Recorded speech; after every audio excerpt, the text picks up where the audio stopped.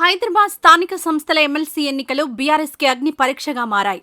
కాంగ్రెస్ అవగాహనతో ఎమ్మెల్సీ సీటును ఎంఐఎం ఏకగ్రీవంగా ఎగరేసుకుపోతుందని ఇప్పటిదాకా అనుకున్నారు. కానీ చివర్లో బీజేపీ కూడా పోటీలో నిలవడంతో గెలుపు ఎవరిదనేది ఆసక్తిగా మారింది. మిగతా పార్టీల పరిస్థితి బానే ఉంది, కానీ బీఆర్ఎస్కే సంకట స్థితి ఏర్పడింది.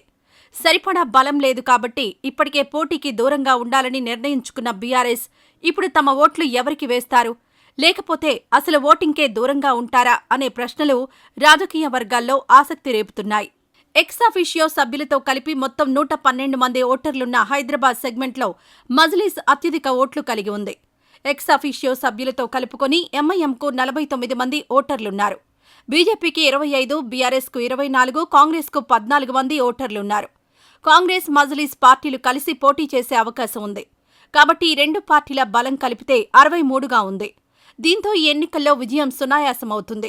నామినేషన్ల చివరి రోజు వరకు ఈ ఎన్నిక ఏకగ్రీవంగానే జరుగుతుందని అందరూ భావించారు. అయితే అనూహ్యంగా బీజేపీ అభ్యర్థిని ప్రకటించింది. దీంతో పోటీ అనివార్యంగా మారింది. బీజేపీ అభ్యర్థిగా గౌతమ్ రావు నామినేషన్ వేశారు. ఇక్కడే బీఆర్ఎస్ ఇరుకున పడింది. ఈ ఎన్నికల్లో బీజేపీకి మద్దతిస్తుందని అంటున్నారు. రెండు పార్టీలు ఒక అవగాహనకొచ్చాకే బీజేపీ బరిలోకి దిగడం ఖాయమైందని బీజేపీ వర్గాలంటున్నాయి. ఇప్పుడు స్థానిక సంస్థల కోటాలోని ఎమ్మెల్సీ ఎన్నికల్లో గెలవాలంటే 57 ఓట్లు కావాల్సి ఉండగా 25 మంది ఓటర్లున్న బీజేపీ, బీఆర్ఎస్తో కలిసి పోటీలోకి దిగితే ఎన్నికలు ఆసక్తికరంగా మారుతాయి. క్రాస్ ఓటింగ్ ద్వారా తాము నెగ్గొచ్చని బీజేపీ ప్లాన్. అయితే ఇక్కడ బీఆర్ఎస్ నిర్ణయం మీద ఇంకా ఏ క్లారిటీ లేదు. ఒకవేళ బీజేపీకి మద్దతు ప్రకటిస్తే ఆ పార్టీ అభ్యర్థి గట్టెక్కకపోగా కాంగ్రెస్ నుంచి విమర్శల దాడిని ఎదుర్కోవాల్సిన పరిస్థితి ఏర్పడుతుంది.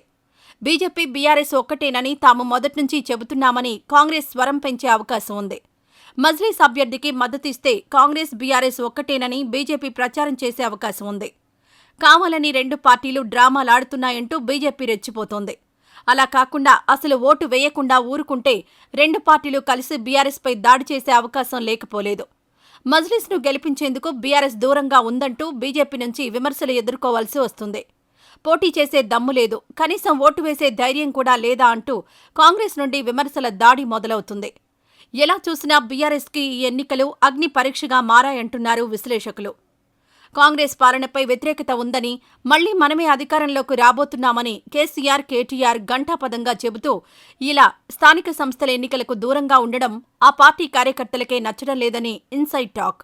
ఇప్పుడే కాదు, గతంలో జరిగిన Nizamabad, Karimnagar, Medak, Adilabad graduate teacher MLC, Nalgonda, Khammam, Warangal teacher MLC ఎన్నికలకు బీఆర్ఎస్ దూరంగా ఉంది. గెలుస్తామా, ఓడిపోతామా అనేది తరువాతి సంగతి. కానీ ఇలా వరుసగా అన్ని ఎన్నికలకు దూరంగా ఉండడంపై బీఆర్ఎస్ క్యాడర్లో నిరాశ ఆవహించిందని ఆ పార్టీ వర్గాలే చెప్పుకుంటున్నాయి.